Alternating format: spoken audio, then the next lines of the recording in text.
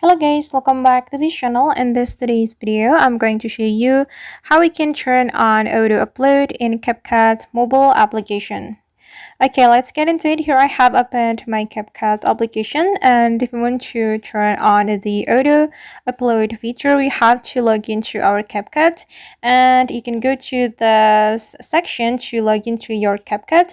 Then here, as you can see, I have logged into my CapCut with my TikTok account, and after we have logged into CapCut, we will get the access to CapCut Space or CapCut Cloud Storage. We can go back to our homepage, then go to our Space or CapCut Cloud Storage right here. Just click on the Space option, and here if you want to turn on the auto upload feature, you just need to click on Turn On.